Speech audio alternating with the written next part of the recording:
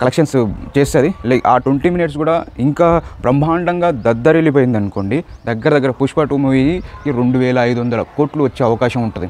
దీంతో మన అల్లు అర్జున్ గారు అయితే ఇండియన్ సినీ ఇండస్ట్రీ మీద నిల్చొని కాలా రెగరేసి జెండా పాతాడు భయ్య, గుర్తుపెట్టుకోండి. నాకైతే ఆ రేంజ్లో అనిపిస్తూ ఉంది.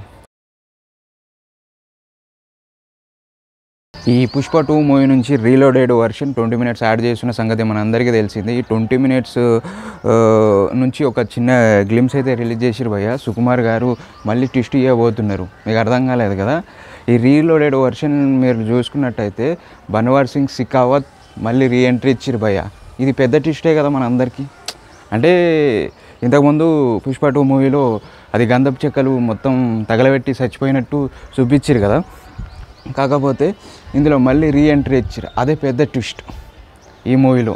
కాకపోతే ఈ రీలోడెడ్ వర్షన్ అనేది ఈ సంక్రాంతికి రిలీజ్ చేస్తే చాలా బాగుండాయని చెప్పేసి నా అభిప్రాయం. సో సంక్రాంతి బరిలో దిగితే కొద్దిగా బాగుండే కానీ సో కొన్ని కారణాల వల్ల తప్పుకోవాల్సి వచ్చింది.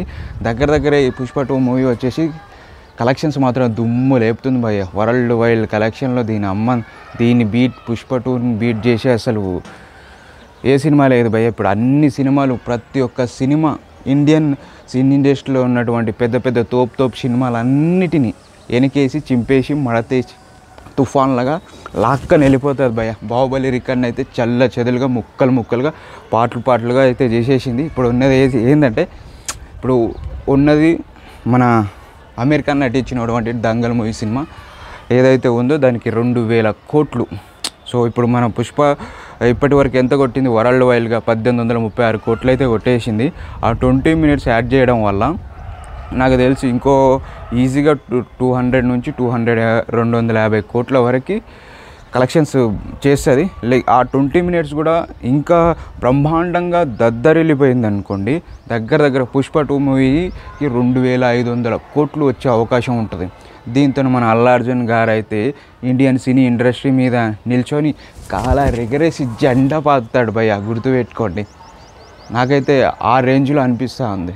అంటే ఈ సంధ్య థియేటర్ ఇన్సిడెంట్స్ ఇవన్నీ పక్కన పెట్టేస్తే కూడా సో అది అలాంటివి జరగకపోయి ఉంటే అసలు సినిమా ఎక్కడికో వెళ్ళిపోయేదని నా అభిప్రాయం. అసలు ఈ సినిమాకు రీలోడెడ్ వర్షన్ జనవరి 17న రిలీజ్ చేయబోతున్నారు. సో అల్లు అర్జున్ ఫ్యాన్స్ అందరు రెడీగా ఉండండి అమ్మ.